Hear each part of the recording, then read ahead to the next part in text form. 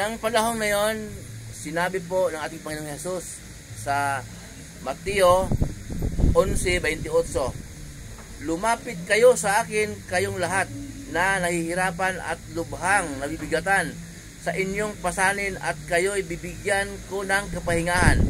Pasanin ninyo ang aking pamatok at matuto kayo sa akin, sapagkat ako'y maamo at may kababaang loob. Makakatagpo kayo sa akin ng kapahingahan, sapagkat madaling dalhin ang aking pamatok at magaan ang pasaning ibibigay ko sa inyo. Dito po kasi malawak ang mga paliwanag po dito. Mahaba ang mga paliwanag po dito, kaya maraming beses ko po itong binasa. Noong pong nagbakasyon po ako sa Cebu nung nakarang taon, yung birthday ko po, birthday travel. Nataon po na lamay, namatay po yung asawa ng ate ko. Nag-preach po ako doon sa lamay na yon, sa Bantayan Island. Ito po yung binasa ko, yung salita ng ating Panginoong Hesus sa 11:28 ng Mateo. Ang sabi po natin Panginoong Hesus, lumapit kayo sa akin, kayong lahat ng nahihirapan at lubhang nabibigatan sa inyong pasanin, at pagpapahingahin ko kayo. Hindi po yung pahingahin nakatambay. Hindi ka na nag-work dahil sarap buhay. Pagpahingahin, hindi po. Kahit na busy tayo sa ating gawain, sa ating work, sa hanap buhay, may business ka man, o anong pinagkakitaan mo, na ayon sa kalooban ng Diyos, pwede kang magkaroon ng kapahingahan sa puso at isip. Hindi yung pahinga ka na maghapon ka natulog, ha? Iba to. Hindi literal na pahinga po to. Kapahingahan, hindi ka naguguluhan. Kontento ka kung anong pinagkaloob sa ng Diyos, kapahingahan yon. Hindi ka naguguluhan, walang mabibigat at suliranin. Kaya sa pamilya mo, kayang-kaya mo silang i-handle, kaya mong dalhin. Okay? Kasi po, hindi yung sapat yung mabait kang tatay. Buong sweldo mo, ibigay mo sa pamilya mo, ibigay mo sa asawa mo. Tapos ito, nakaltasan ng kunti, bumili ng soft drinks. Ano na. Nasaan yung mga anak natin? Sabi tayo kumain. Kapag mahal na ama, hindi po sapat yun, ha? Kung hindi mo itinuro sa tahanan mo, sa iyong mga anak, ang turo ni Jesus. Okay, yun po. Yun po ang, yun pong sinasabi ng ating Panginoon, lumapit sa akin, kayong mga nabibigat ang lubha sa inyong pasanin, at magpapahingahin ko kayo. Magaan ang pasaning na ibibigay ko sa inyo, at mag-aral kayo sa akin, matuto kayo sa akin. Noong pong Old Testament, panahon po ng mga propeta, mayroon po tayong mababasa roon, Sabat, araw ng Sabat. Dispirat po ng Sabat, hindi na sila nagpapatrabaho. Kahit po kanilang mga katulong, hindi na nila pinapatrabaho, Sabat. Pero 40 years pa lang naglakbay po ang mga Israelita sa ilang. Hindi pala sila pumasa sa Sabat ng Diyos. Sabat sila ng Sabat. Ano po yun? Sa isang linggo, isang business, nagsasabat sila. O may Sabat pang iba, yung araw ng panahon ng anihan, taon-taon.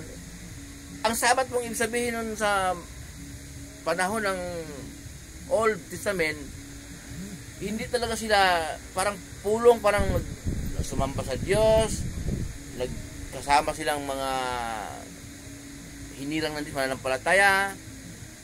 At sa Hirbi mo mabasa natin, 40 years silang naglakbay sa ilang Sabat silang Sabat, hindi sila nakakapasa sa Sabat ng Diyos.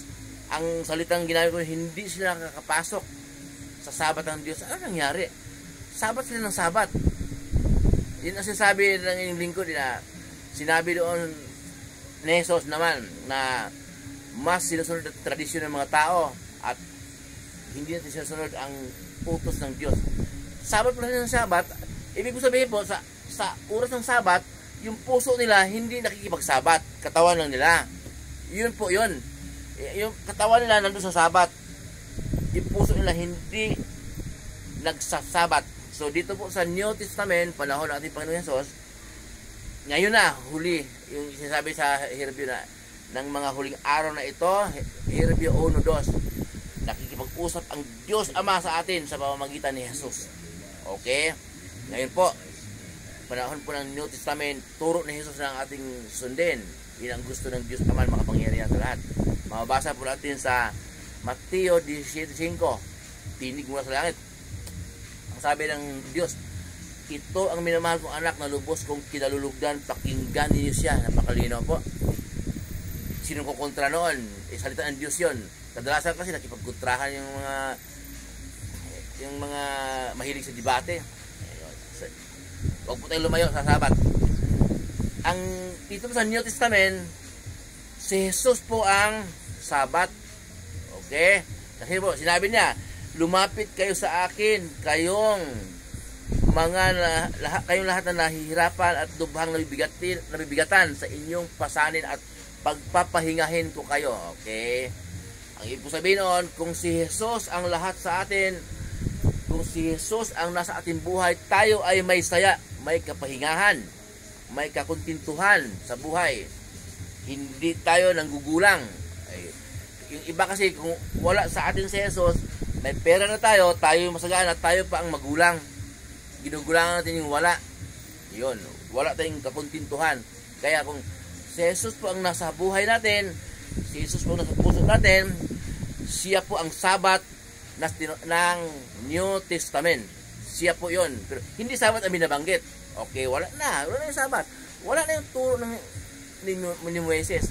Wala na. Si Jesus na ngayon ang ating pakinggan. Yun ang gusto ng Diyos na makapangyarihan sa lahat.